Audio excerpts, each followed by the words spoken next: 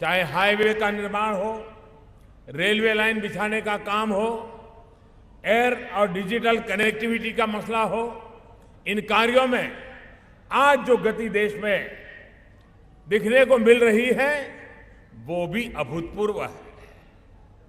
ओडिशा में भी railway, highway, airway पर हमारा बहुत जोर है। यहां पर रेलवे जितनी ज्यादा मजबूत होगी उतना ही यहां के लोगों के लिए आना जाना आसान होगा। साथ में खनिज संपदा और उद्योगों के बीच जो दूरी है वो दूरी भी मिट जाएगी। साथियों, उड़ीसा की 2 रेल लाइनों को चौड़ा कर उन्हें आज राष्ट्र को समर्पित किया गया है। वहीं एक नई पैसेंजर ट्रेन को भी हरी झंडी दिखाई गई है। इसके अलावा बालासोर में मल्टी मॉडल लॉजिस्टिक पार्क बनाया गया है। भाई और बहनों, रेलवे के साथ साथ हमारे नेशनल हाईवे भी कनेक्टिविटी का मजबूत आधार रहे। केंद्र सरकार का यह निरंतर प्रयास है कि गांव से लेकर शहर तक पक्की और अच्छी सड़कों का जाल बिछाया जाए। इसी सोच को आगे बढ़ाते हुए थोड़ी देर पहले 3000 करोड़ रुपए से अधिक की लागत से बनने वाले 3 नेशनल हाईवे प्रोजेक्ट का शिलान्यास किया गया। इसके तहत नेशनल हाईवे को चौड़ा तो किया ही जाएगा, अनेक नए पुल, फ्लाईओवर भी बनाए जाएंगे। आधुनिक होते इन हाईवेज का लाभ ओडिशा के साथ ही झारखंड और पश्चिम बंगाल के लोगों को भी मिलेगा। साथियों, भारतमाला परियोजना हो, सागरमाला परियोजना हो, प्रधानमंत्री ग्राम सड़क योजना हो, रेलवे का विस्तारीकरण हो, नए नए एयरपोर्ट का निर्माण हो, हमारे नदी मार्ग, वाटरवेज को विकसित करने की योजना हो, एक समग्र और संपूर्ण व्यवस्था की तरफ हम देश को आगे बढ़ाने में पूरी ताकत से लगे हुए हैं। मैं फिर दोहराऊंगा कि इस व्यवस्था का सबसे ज्यादा लाभ अगर किसी को होगा तो देश का मध्यम वर्ग और मध्यम उद्योग वर्ग ही है। जब आधुनिक सड़कें होती हैं, बेहतर साफ सुथरी ट्रेनें होती हैं, हवाई जहाज का किराया कम होता है, तो मध्यम वर्ग के लोगों की ईज ऑफ लिविंग भी बढ़ती है। मुझे खुशी है कि आज ईज ऑफ लिविंग की दिशा में एक और प्रयास हुआ है।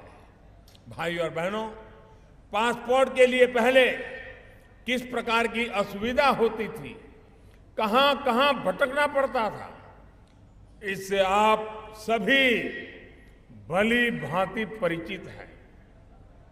केंद्र सरकार ने बीते 4.5 वर्षों से एक प्रयास किया है इस दिक्कत को कम से कम किया जाए। इसी कड़ी में आज अस्का, भद्रक, कटक, ढेंकानाल, जाजपुर और केंद्र में 6 नई पोस्ट ऑफिस पासपोर्ट सेवा केंद्र का उद्घाटन किया गया है। साथियों, सामान्य मानवी का सिस्टम से संघर्ष कम हो, जिन सुविधाओं का वो हकदार है वो उसे आसानी से मिले, सरकारी सेवाओं के लिए उसे दफ्तरों के चक्कर न लगाने पड़े, इसी दिशा में हम आगे बढ़ रहे हैं और नई व्यवस्थाएं तैयार कर रहे हैं।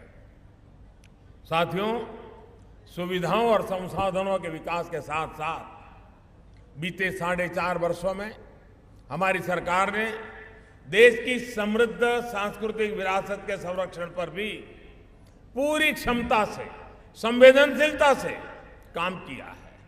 हमारी आस्था से जुड़े स्थान हो, आध्यात्म से जुड़े स्थान हो, इतिहास से जुड़े स्थान हो, योग और आयुर्वेद से जुड़ा हमारा ज्ञान का भंडार हो, इनका हर प्रकार से प्रचार और प्रसार किया जा रहा है। साथियों, इसी सोच पर आगे बढ़ते हुए उड़ीसा के गौरवशाली इतिहास, यहां की संस्कृति और धरोहरों को विकसित करने के अभियान आज से शुरू हुआ है। बारीपदा का रथिकारे मंदिर या बरीपुर गढ़ का पुराना किला हो इनको और दिव्य और भव्य बनाने के काम का आज शुभारंभ हुआ है। सदियों पुरानी ऐसी अनेक धरोहर ओडिशा में है, हमारे देश के कोने कोने में है। इनके विकास और सुंदरीकरण से अपनी संपदा को संरक्षित तो हम कर ही रहे हैं, रोजगार के नए अवसरों का निर्माण भी कर रहे हैं। सरकार के इन प्रयासों से बीते 4 वर्षों में देश के टूरिज्म सेक्टर में बहुत बड़ा उछाल आया है, जिससे हर वर्ग के लाखों युवाओं को प्रत्यक्ष या परोक्ष रूप से रोजगार मिला है। भाई और बहनों, आज जितने भी प्रोजेक्ट्स का यहां लोकार्पण, शिलान्यास या फिर उद्घाटन किया गया है, वो ओडिशा के जनजीवन को सरल और सुगम बनाने वाला है। इन सभी सुविधाओं के लिए आप सभी को, हर ओडिशा वासी को मेरी तरफ से, भारत सरकार की तरफ से बहुत बहुत बधाई। विकास गतिशील होता है, निरंतर नए आयाम लेकर के आता है। आने वाले समय में यहां ओडिशा में केंद्र सरकार द्वारा शुरू की गई अनेक योजनाएं पूर्णता पर पहुंच रही है। विकास की नई परियोजनाओं के साथ मैं फिर आपके बीच आऊंगा। इसी विश्वास के साथ आपका हृदय से बहुत बहुत आभार। जय जगन्नाथ।